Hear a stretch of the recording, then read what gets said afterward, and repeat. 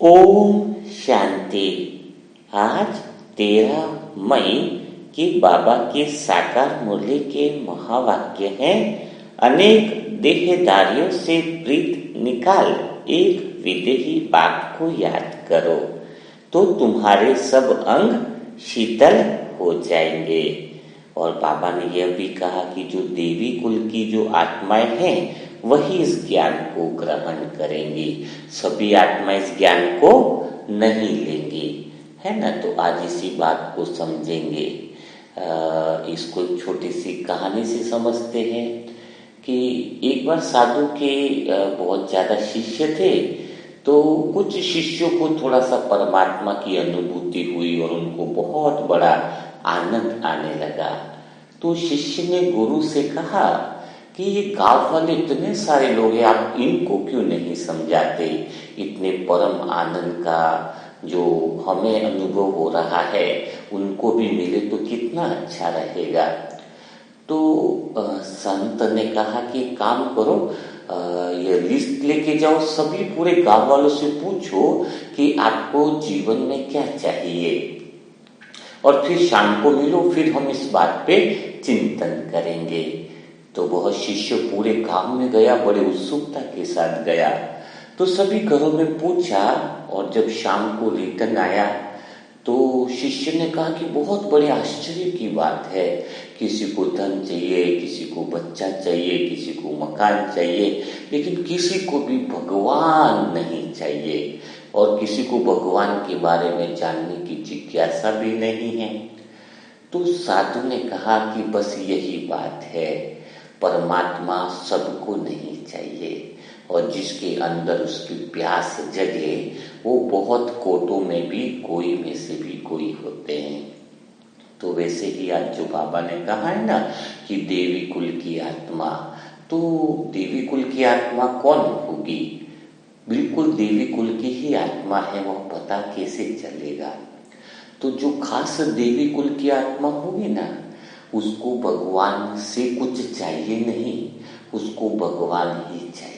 उसके अंदर एक ही जिज्ञासा हो कि मुझे भगवान के अलावा और कुछ भी नहीं चाहिए, है ना। वही देवी कुल की आत्मा नहीं है जो ज्ञान में आ गई। ज्ञान में आना देवी कुल की आत्मा को मानना नहीं हो सकता है, क्योंकि कई भक्ति वाली आत्माएं हैं जिनको थोड़ा सा प्रेम और आनंद अच्छा लगता है, वो ज्ञान में आ जाते हैं, सेंटर में भी आ जाते हैं, लेकिन उनका आने का कारण थोड़ा अच्छा लगता है, वो भक्ति भाव से आ रहे हैं, वो देवी कुल की आत्मा नहीं कह सकते हैं हम उनको, है ना।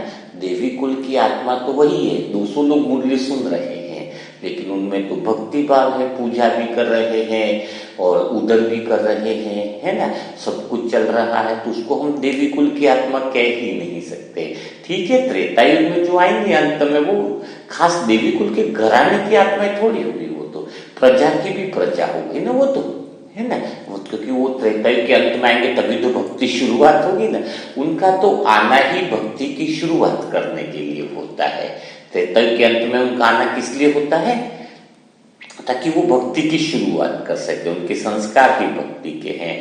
तो देवी कुल की आत्मा कौन है? अपने आप को चेक करना है, जिसके अंदर जिज्ञासा है, सत्य की प्यास है। सत्य की प्यास अर्थात खुद को जानने की चाह कि वास्तव में मैं कौन हूं, है ना, और भगवान कौन है, दिखता कैसा है। भगवान का पता पहले नहीं मिलता है। जो भगवान के पते को जानना चाहता है, जो भगवान के प्रेम को समझता है, उसी को भगवान का पता मिलता है। प्यास इतनी जबरदस्त हो, जैसे रेगिस्तान में कोई इंसान तड़प रहा हो पानी के लिए, है ना, कि पानी के बिना बिल्कुल रहा नहीं जाए। जब इतनी गहरी जिज्ञासा होती है, इतनी गहरी प्यास होती है उस परमात्मा के प्रति, तो वो बीज होता है ना, बीज जमीन में ऐसे नहीं निकलता है, उसकी खोल पूरी फूटती है, तब जाके अंदर से कोमल पौधा निकलता है। वो उस पर दबाव पड़ता है, प्रेशर पड़ता है, तब वो बीज का मजबूत खोल ऊपर से फूट जाता है, टूट जाता है, फिर अंदर से वह हरा भरा पौधा बाहर निकलता है। तो जब अंदर से ऐसी प्यास जगे है कि मैं जानूं, मैं खुद को जानूं, खुद को पहचानूं कि मैं कौन हूं, वह जिज्ञासा ही उसको परम आनंद की तरफ लेके जाती है। और वही जो है वह देवी कुल की आत्मा है, जिसके अंदर तड़प है।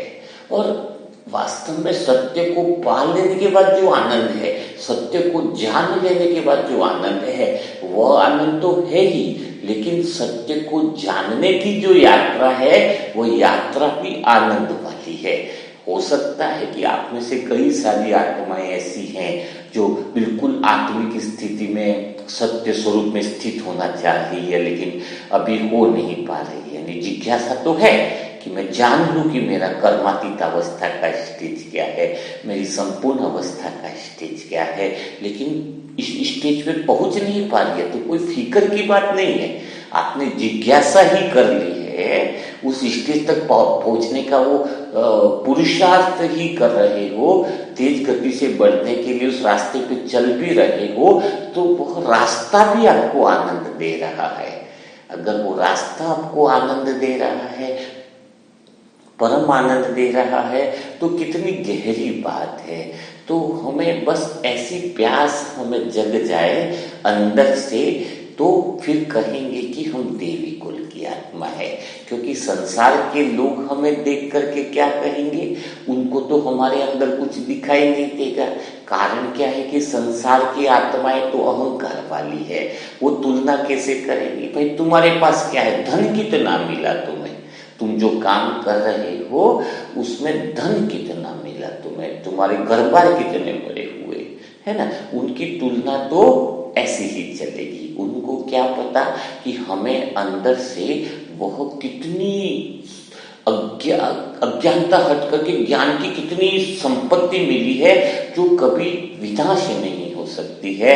वह जो हमारे साथ में चलने वाली जो चीजें हैं, उससे हम भरपूर हो गए हैं।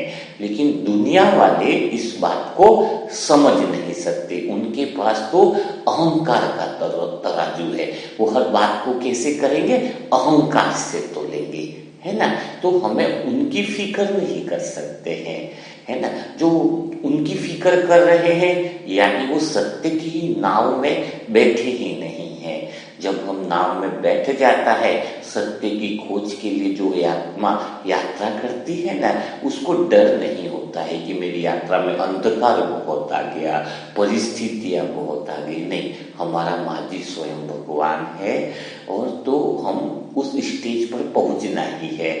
जब भगवान हमारा साथी है, भगवान हमारे साथ है, तो फिर क्या डरने की क्या बात है ना।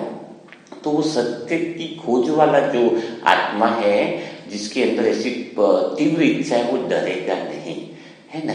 और कैसे अनुभव होने लगेगा, जैसे कहते हैं ना, दुनिया में भी उपवास करते। उपवास का अर्थ क्या है कि हम उसके पास जा सके। उपवास का भी अर्थ अगर देखा जाए तो यही होता है, उपवास करना, उपनिषद यानी उसके साथ रहना, है ना। उपदेश यानी वह उपदेश, यानी वह वाक्य जो भगवान के निकट लेकर के जाए, भगवान के सत्य स्वरूप के साथ में हम अनुभव कर सके, वही तो सच्चा उपदेश हो गया ना।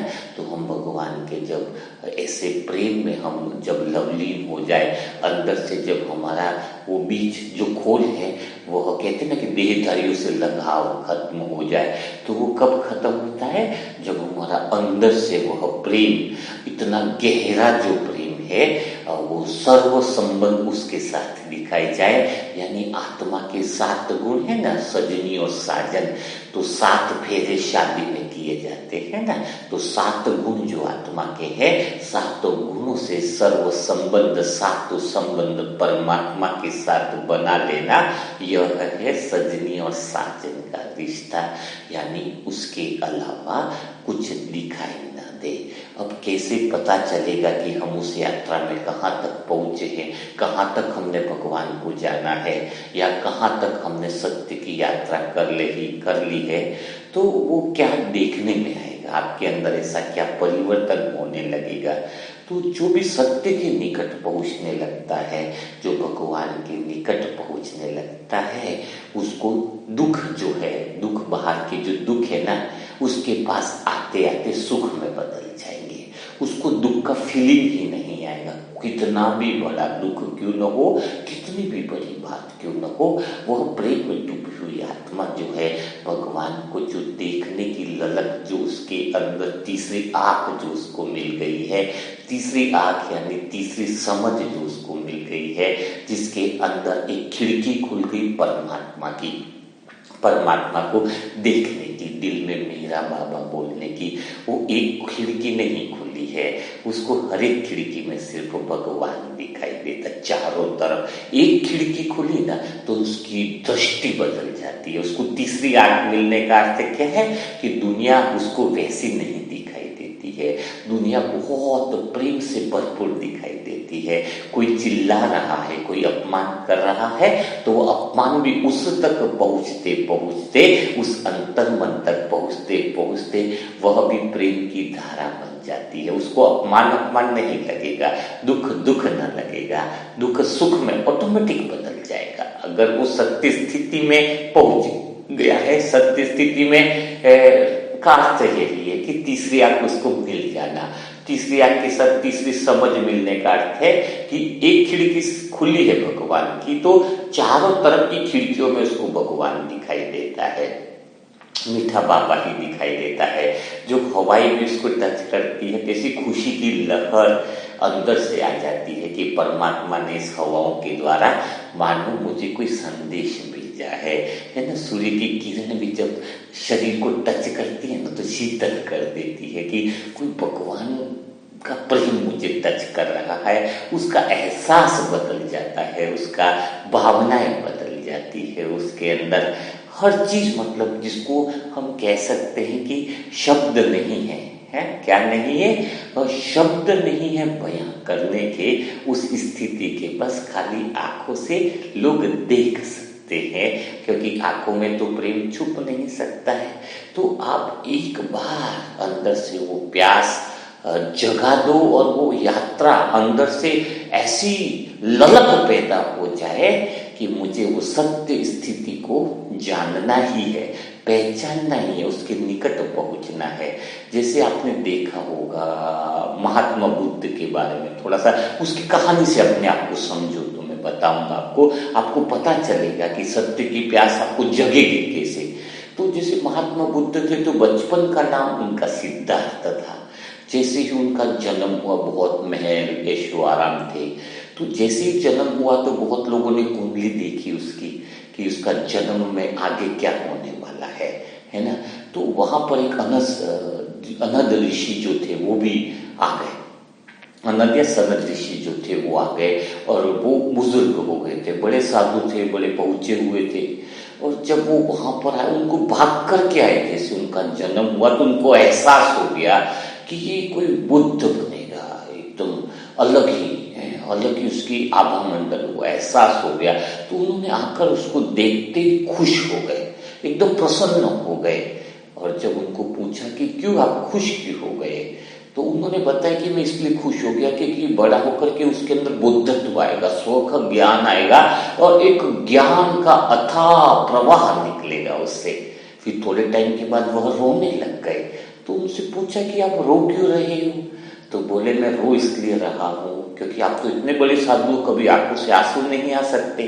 तो बोले मैं रो इसलिए रहा हूँ कि जब वो बड़ा होगा, संबद्ध बनेगा, बुद्ध बनेगा, तो मैं वह समझ सुनने के लिए, वो अवस्था को देखने के लिए मैं जिंदा नहीं रहूंगा, तब तक तो मेरा शरीर छूट चुका होगा।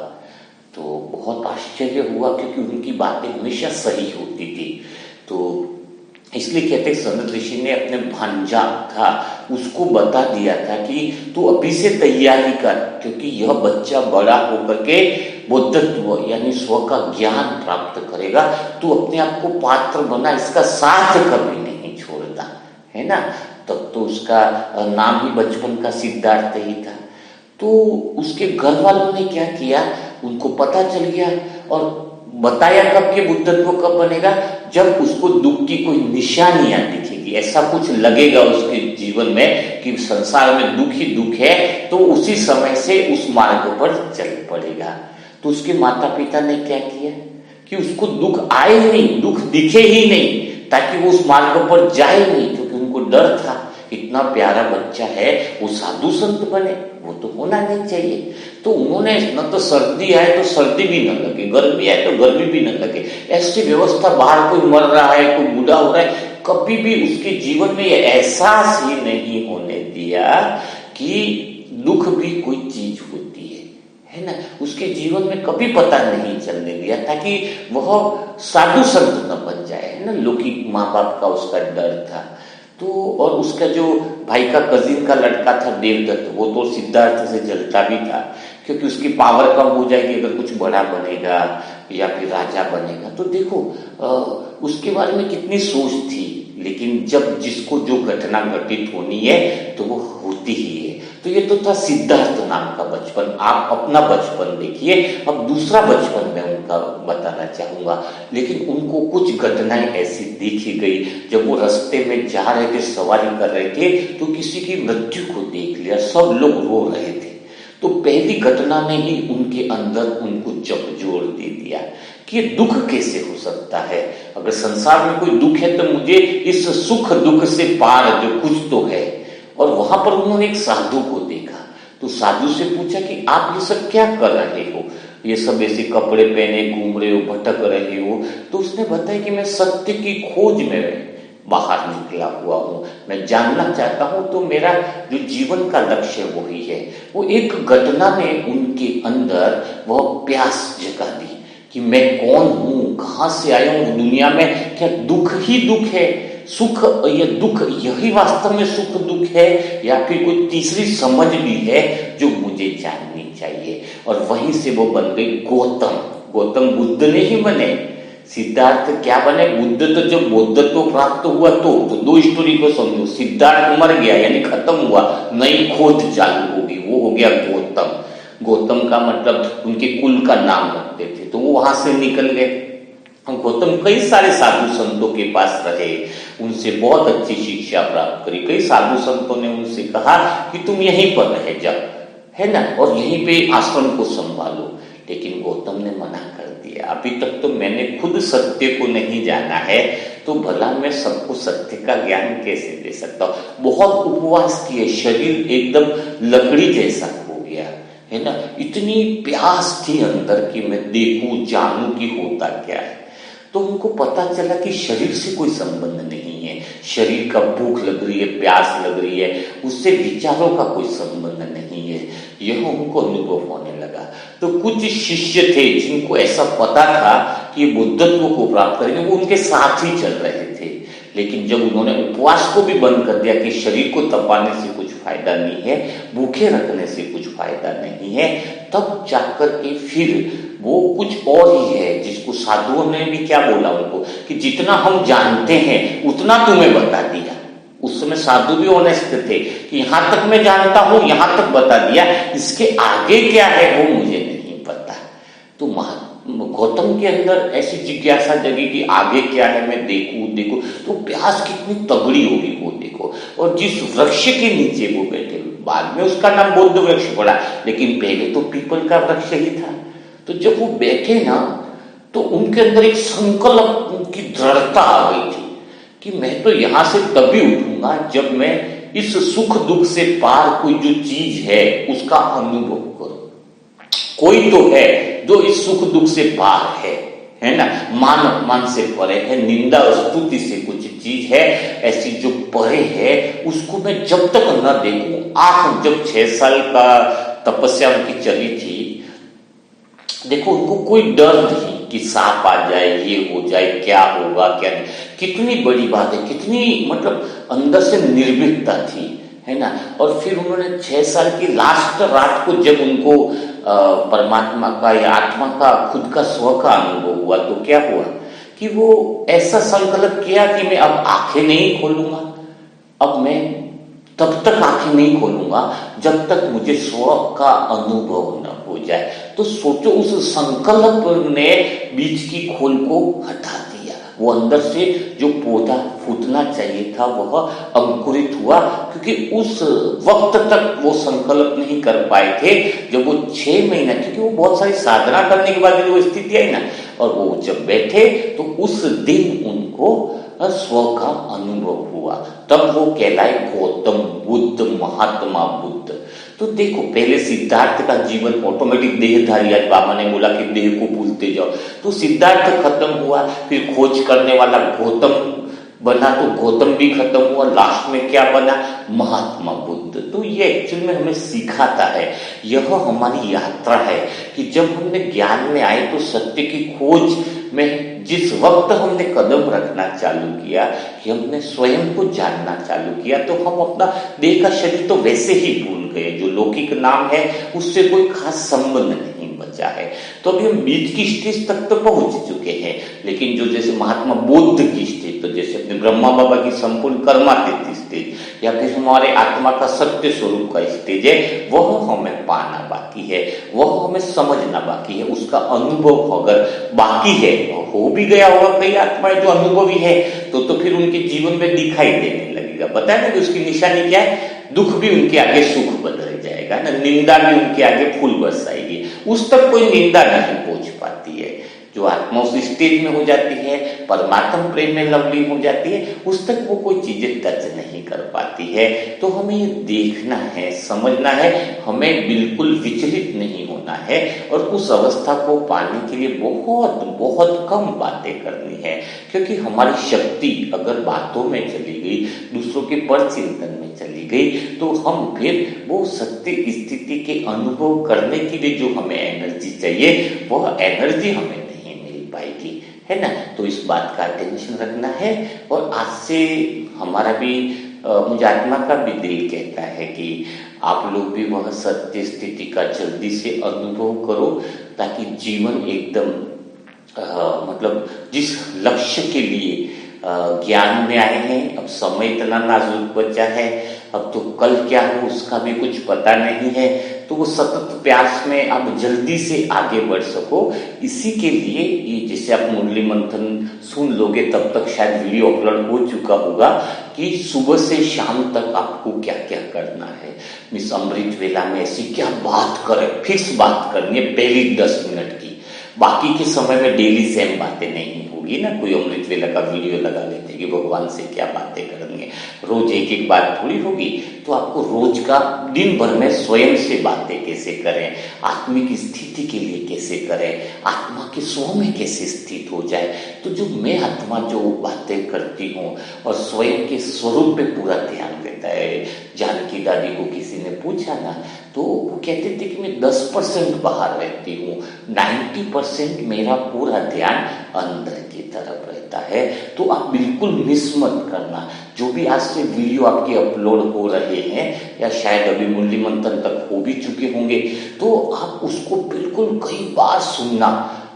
10 दिन 20 दिन तक रेगुलर आप मेरे साथ बने रहे, वो अंदर की स्थिति की स्व स्थिति बिल्कुल सत्य स्वरूप में आप अनुभव करने लगोगे। अगर आपकी जिज्ञासा बड़ी तीव्र है, आप चाहते हो कि सत्य अनुभव में रहें, तो 1 महीना मुझ आत्मा के साथ बने रहे, क्योंकि अब पूरा ध्यान मेडिटेशन पर होने वाला है। आप सभी आत्माओं का बेस बन गया, यानी पानी तो गर्म हो गया है। हो गया कि नहीं हो गया? पूछो। पानी गर्म हो गया है, लेकिन पानी भाप बने, ट्रांसफॉर्मेशन आए, वो बाकी रह गया है। क्योंकि पानी खाली गर्म होगा तो ठंडा भी हो जाता है ना, गर्म हुआ तो फिर क्या हो जाता है, वापिस ठंडा हो जाता है। लेकिन पानी अगर बदल जाए, ट्रांसफॉर्मेशन हो जाए, भाप में बदल जाए, तो कोई दिक्कत नहीं है। तो अभी जो मेडिटेशन में आत्मा कराऊंगी आप लोगों को, वो प्रैक्टिकल होगा, और उसके अंदर आप पानी से भाप बनने वाले हो, यानी आपका ट्रांसफॉर्मेशन होने वाला है। क्योंकि अब तो दुनिया में समय आ गया है ट्रांसफॉर्मेशन होने का। तो आपको कैसा लगा, मुरली मंथन में क्या सीखा, वह भी बताइए। और क्या उस मेडिटेशन के लिए आप अंदर से पूरी तरीके से तैयार हो या नहीं, वो बात भी कमेंट बॉक्स में लिखिए, ताकि आपके लिए और ज्यादा से ज्यादा आप तक वो बात पहुंच सके, जिससे आप सत्य के निकट पहुंच सको। ओम शांति, ओम शांति, ओम शांति।